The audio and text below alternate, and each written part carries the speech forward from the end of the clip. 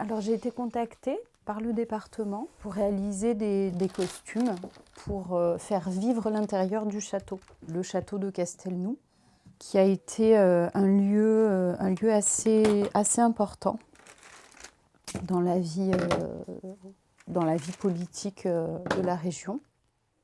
Le château a été construit en 900 et quelques. Et il y a eu une vicomté jusqu'en 1300 et quelques. Ok, donc c'est le temps de la durée de vie du Donc voilà, je me suis concentrée sur cette période particulière. 300 ans, c'est court mais c'est long. Il y a eu quelques particularités esthétiques. Le travail de recherche a été passionnant. Je ne me doutais pas d'une telle richesse, d'une telle érudition au niveau des matières, au niveau des techniques textiles. Celui-là, je m'en suis servi pour notamment les draper. Alors, attends. Parce qu'il y a une planche sur le Moyen-Âge en Catalogne.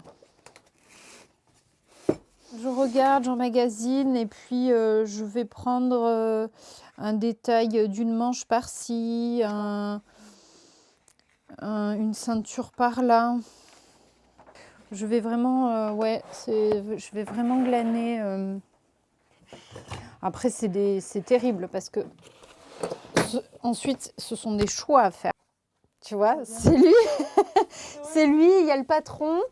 Ouais, il s'appelle Pao. Je les ai nommés, je leur ai donné des noms. Alors, c'était pas des noms de personnes qui ont existé, mais j'avais besoin de leur donner quand même une âme pour choisir des axes de création dans le choix de la coiffe, dans le choix des matières, des couleurs, dans le choix des bijoux. Donc, il y a aussi ça. C'est vrai que pour une costumière, de travailler pour des mannequins, c'est particulier parce que quand on travaille, c'est très important de savoir pour qui on fait le costume parce qu'on habille un corps, on habille une personnalité, on habille un personnage bien évidemment, mais on habille aussi la personne qui va le porter. On ne fait pas le même costume pour deux comédiens différents, même s'ils vont incarner le même rôle. On ne fait pas le même costume. C'est le tableau bleu. La vicomtesse, que j'avais prénommée Blanca, elle a une robe très, très près du corps en lin que j'ai teint en bleu. Ensuite, je lui ai fait une robe porte d'enfer, donc avec ses grandes ouvertures sur le côté. Là, elle est assise, on ne le voit pas très bien, mais voilà, c'est lacé sur le côté. La robe est en bourrette de soie que j'ai teint aussi pour que le bleu soit exactement la nuance que je voulais. Sa coiffe, c'est une mousseline lisse de soie. Voilà, c'était une coiffe assez portée à l'époque.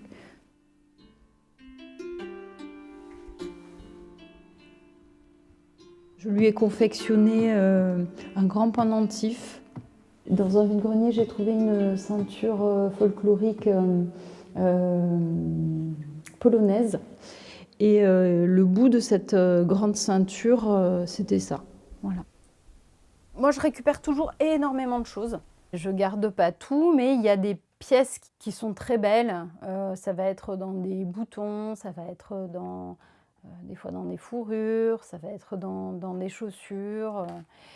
Et au fur et à mesure de mes projets, je les redistribue. Elles sont riches de leur histoire, de comment elles ont été portées, comment elles ont été conservées. Et c'est ce qui donne un petit supplément à ces projets historiques. On cherche pas, dans ce genre de projet, on ne cherche pas, il ne faut pas que tout soit neuf. Les chaussures, je les ai un peu patinées, voilà. Même moi, je les ai portées pour jardiner. les chaussures pour qu'elles aient quand même quelque chose. Comme elle est assise, on voit sa cheville, je lui ai mis un bas. Voilà. Et elle a des petites ballerines. Le jeune garçon, c'est Clement. Je l'ai travaillé en lin et en laine. Donc son blio, sa robe du dessus est en laine et lin. Et ensuite, j'ai fait des sortes de parmentures en lin bleu. Son bonnet, c'est un bonnet en laine. C'est un petit voile de laine fripé, avec deux couleurs de fil différentes, en chêne et trame, ce qui lui donne une jolie couleur, une belle profondeur. Le personnage ici, c'est Pau. C'est le personnage, c'est un vicomte. C'est son mari. Là, j'ai respecté. Je lui ai fait une grande robe avec ce qu'on appelle aujourd'hui des manches chauve-souris. Et par-dessus, il a un lainage sergé, qui est le même que son fils, mais là, je l'ai teint. Voilà, ce qui lui donne un aspect un peu plus brut. Et parce que je voulais un bleu particulier. Il est bordé d'un galon avec un motif végétal. Ce sont des feuilles de chêne, il me semble. Donc ça va très bien avec la végétation environnante. Et il a simplement sur la tête une couronne. Alors la couronne, c'était pas que pour les rois, hein, c'était des petites couronnes fines, ça se portait. Voilà, hommes et femmes. Le vêtement au Moyen-Âge, il était constitué, ils avaient une chemise sur le corps, et qu'apparemment ils n'enlevaient que rarement. Et c'est constitué de plusieurs couches, toujours. Et le manteau, voilà, ils portaient tous des manteaux. Alors, manteau, ça peut être cape, plus ou moins longue, plus ou moins épaisse, plus ou moins ample. Ils avaient des sortes de bas aussi. Ouais, tu touches. Et puis les voiles sur la tête, des couronnes ou des sortes de diadèmes. Je te raconterai.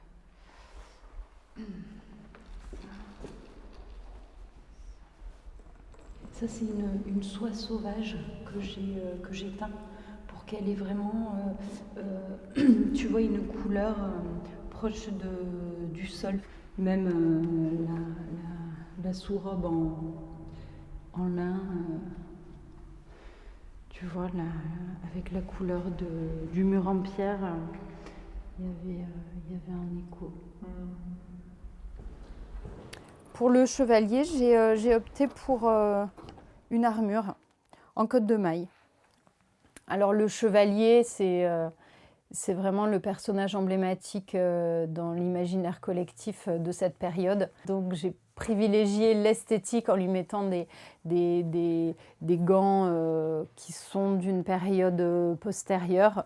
Donc il a des gants vraiment en plaques de métal articulées. Ça aurait été mieux en côte de maille ou en cuir. Voilà, des gants en cuir. C'était une image beaucoup plus percutante.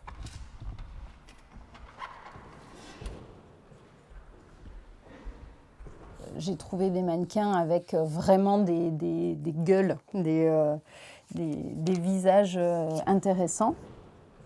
Lui, il a un visage très acteur américain. Donc,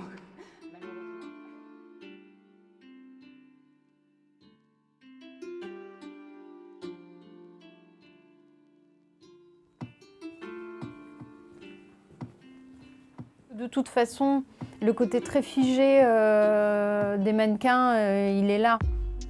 Il fallait trouver des ruses pour voilà, des sortes de petites mises en scène pour créer une petite dynamique. Par exemple, il y a un personnage, une vicomtesse qui a un très joli visage, qui est très grande.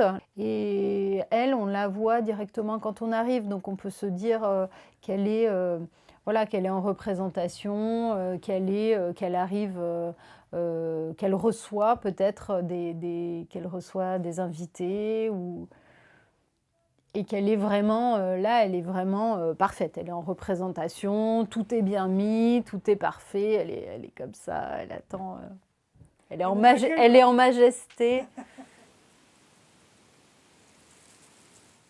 Le tissu du blio de la robe du dessus, c'est un brocart de soie.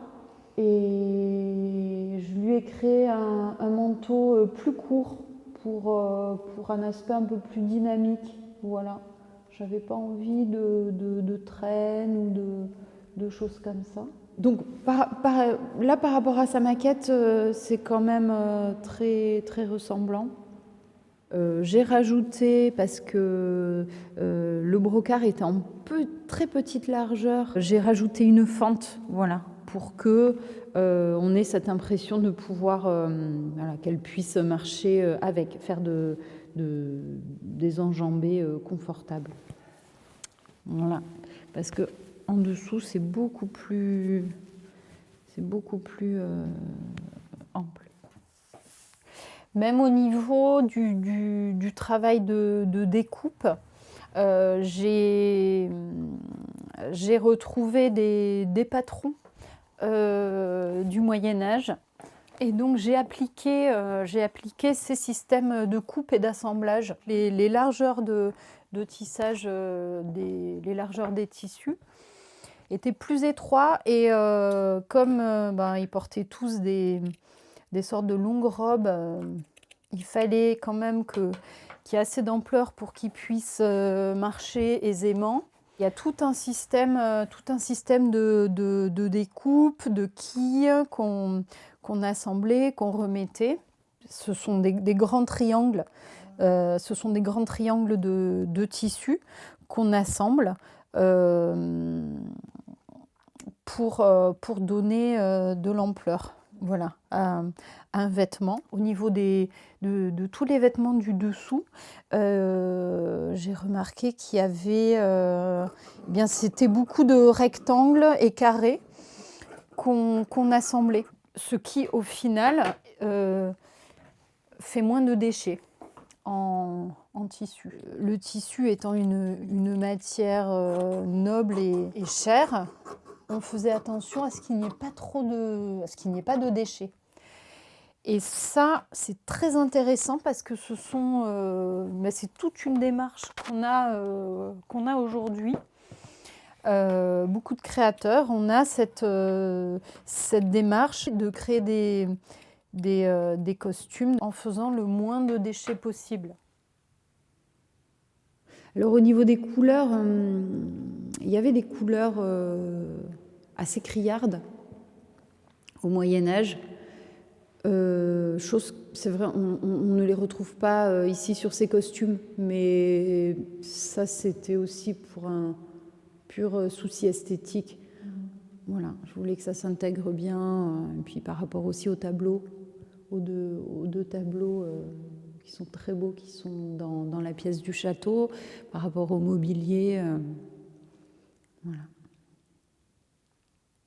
Il y a tout un travail des couleurs qui est très important. Les couleurs, au niveau des symboliques des couleurs. Au Moyen-Âge, on ne pouvait pas faire n'importe quoi. Les couleurs, c'était très, très codifié. Donc, j'ai fait tout un travail de recherche. Alors, évidemment, j'ai consulté les ouvrages de Michel Pastoureau. Mais ces symboliques des couleurs qui devaient s'inscrire aussi sur le territoire. On n'a pas les mêmes mouvements esthétiques dans le nord de la France et ici, évidemment.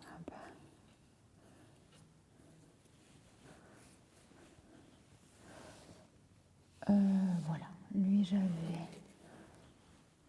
laissé, voilà, ses cheveux un peu comme ça. Il a un petit bonnet, voilà, qui était le bonnet qu'il portait pour pour se protéger la tête quand il portait un casque ou une cotte de maille. C'est vraiment un bonnet de protection.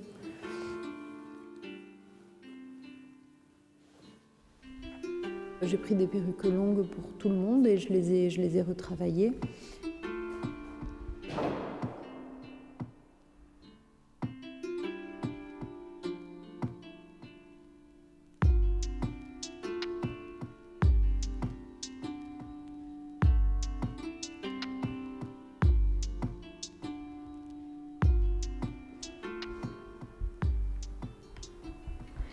Alors là, on trouve un costume de vicomtesse que j'ai travaillé tout en soie.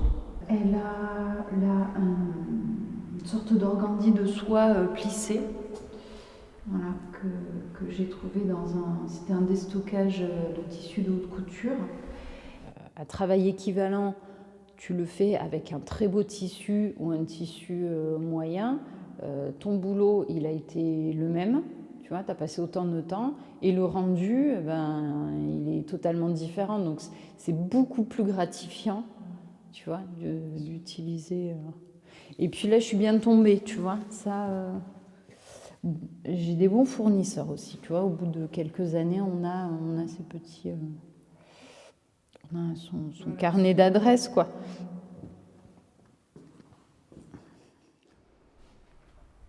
Voilà, ça c'est un organdie de soie avec dans la trame des fils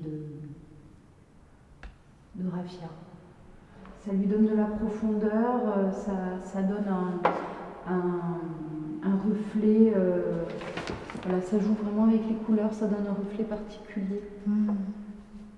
Initialement, je l'avais prévu jaune ocre, ouais. mais en trouvant cet organdie beige rosé, je trouvais que c'était beaucoup plus joli, beaucoup plus cohérent. Voilà, avec la ceinture et beaucoup plus harmonieux. Alors là, on a la jeune fille.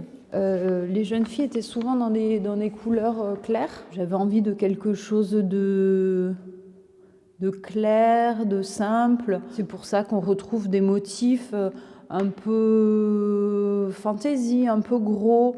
Voilà, parce que je voulais vraiment qu'on sente que c'est une très jeune fille.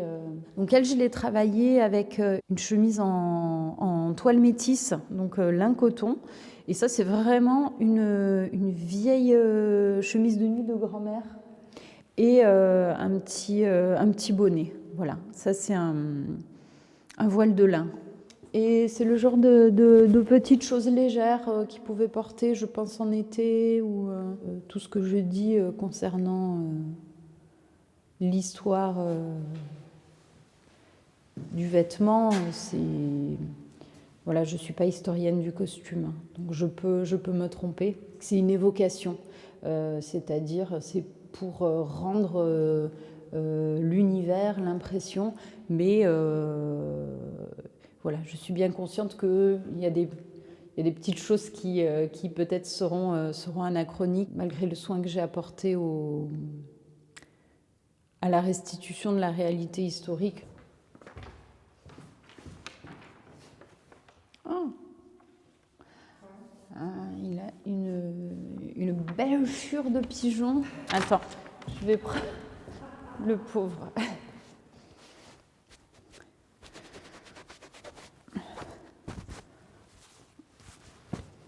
Non, mais de toute façon, je vais tout refaire en polyester. Ça ira très bien. Et puis les couleurs, elles sont déjà passées. Avec la lumière ? Ouais, avec la lumière. Bon, c'est comme ça.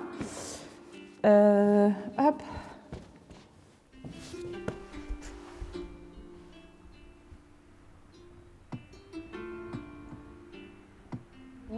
Oui, ils sont soucieux, oui. Mais ça les rend plus intéressants que s'ils avaient un sourire béat de mannequin de vitrine.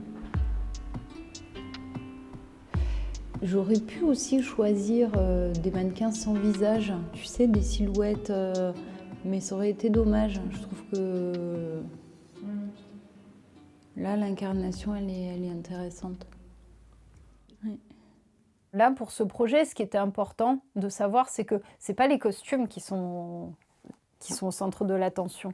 Les costumes ne sont là que pour mettre en valeur le château. Il faut qu'on les voit, mais il ne faut pas qu'on voit que ça. C'est ce qui est génial, c'est qu'il faut vraiment que ça se fonde dans le parcours du visiteur. Ça participe à l'attrait du lieu. On dit toujours qu'un costume réussi, c'est un costume qui ne se voit pas. Parce qu'il s'intègre complètement. Et c'est ça qui est beau, c'est que c'est une alchimie particulière. C'est la dose juste de tous les protagonistes. Oui, c'est un travail qui est très singulier dans mon parcours de création de costumes. Contrairement aux costumes de scène, il va être vu sur une très longue période. Là, au château, ça va toucher tous les âges, ça va toucher une plus grande diversité. Et c'est un travail qui m'a beaucoup inspirée par la suite dans mes réalisations. Parce que tout ce travail de recherche et de réalisation, on s'y plonge complètement. On vit Moyen-Âge, on mange Moyen-Âge, on dort Moyen-Âge, on rêve Moyen-Âge. Donc forcément, oui, ça a un impact, mais c'est génial. J'aime énormément travailler sur le costume historique parce que c'est passionnant et parce que c'est la base. C'est de là que viennent les vêtements d'aujourd'hui.